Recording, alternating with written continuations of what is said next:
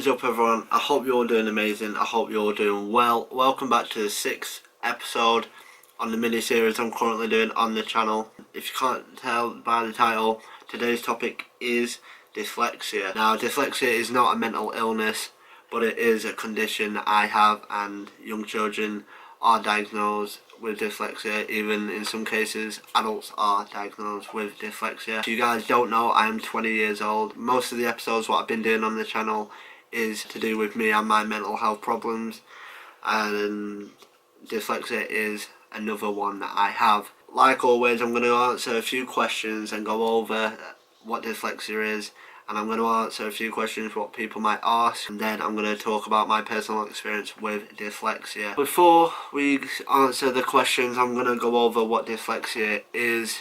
The earlier a child with dyslexia is diagnosed, the more effective educational interventions are likely to be, but identifying dyslexia in a young child can be difficult for both parents and teachers because the signs and symptoms aren't always obvious. Is dyslexia a form of autism? Autism and dyslexia are both linked to the way the brain processes information. For this reason, it is not unusual for people on the spectrum to also have a diagnosis of dyslexia. People with dyslexia have difficulties with reading and writing and spelling. Dyslexia and autism is linked to how the brain processes information.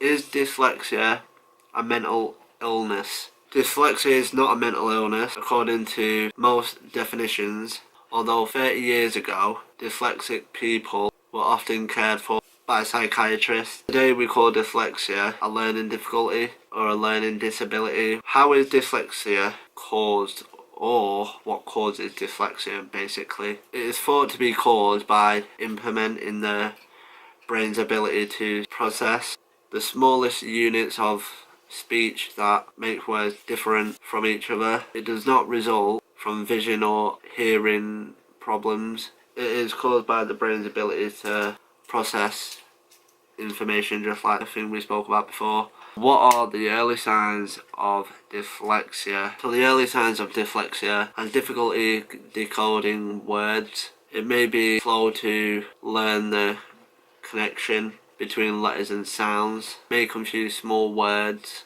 makes consistent reading and spelling errors. That's sort of the early warning signs of dyslexia. And now I'm going to go over my personal experience with dyslexia. I find it hard reading and writing.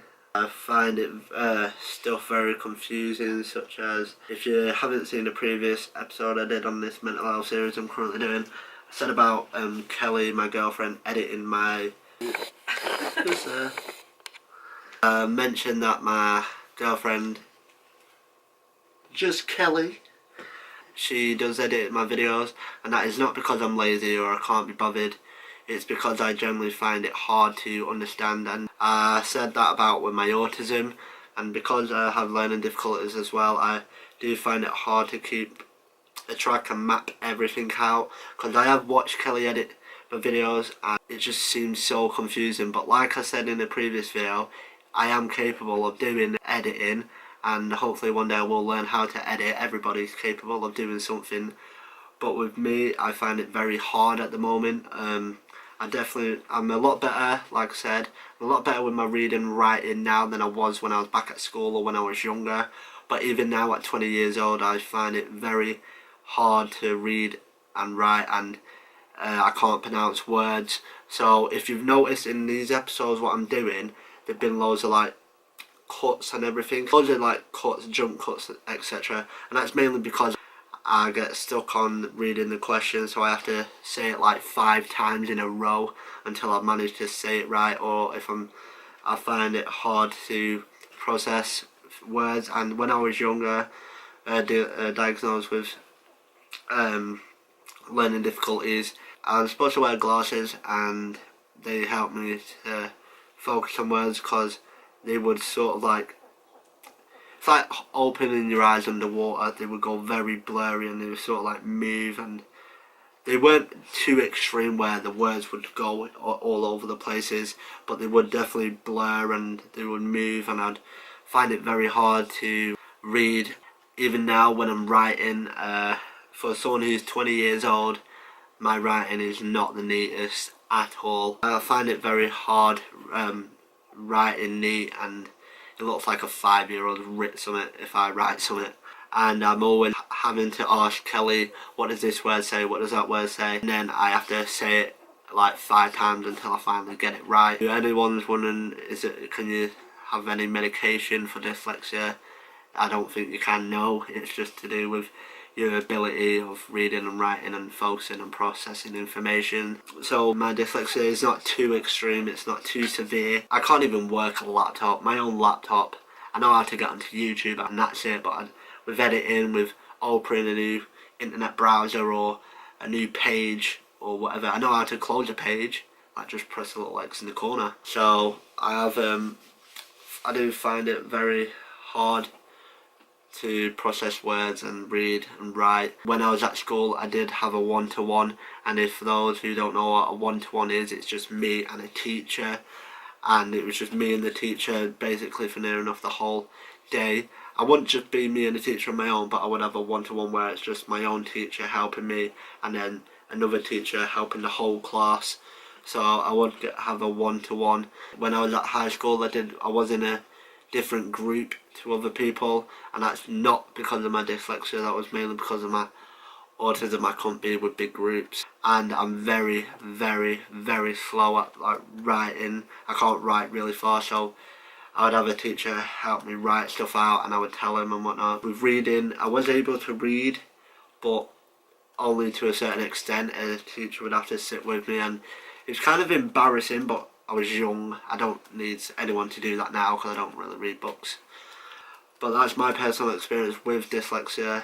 So I hope you get a better understanding of what dyslexia is, and I hope you get a better understanding of how dyslexia works in the brain. That's all it is. It's just affects your brain ability to process information like reading, writing, etc. So that's my personal experience with dyslexia, and just like my autism and ADHD, it's not really affected me too much. The only way it's affected me is my reading and writing and my ability to be able to edit a video or something. I would really love to learn to edit my own videos so I don't have to keep well, so hopefully one day I will be able to learn to edit my own video. Oh, also I got my tattoo nearly enough done. I got some clouds added onto it. I don't know why I told you that. So that is my experience with dyslexia, my personal experience with dyslexia. Like I said, I hope you guys get a better understanding of what dyslexia is and how it affects the brain. And if I left any questions out, I do apologise. And if you got any further questions, then go ahead and follow my Instagram, link in the description below. It's just Jackk Vlogs. So go ahead and follow me on there. I'm always active on there. And if you have any further questions, then go ahead and feel free to message me. I will reply to you guys. And if you like this video, then drop a like on the video, show support. And as always guys, please smash that subscribe button and hit its little brother, which is the notification bell. It's pretty much the only way to let you know every single time I upload. The next episode I'll probably be doing is anxiety.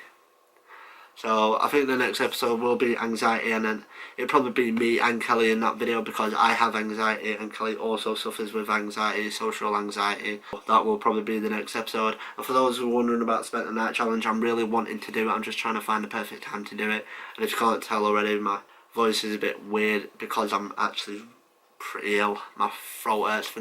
I think I got a chest infection coming. I'll keep you all updated anyway with the Spent the Night Challenge. Hopefully I'll be able to film it.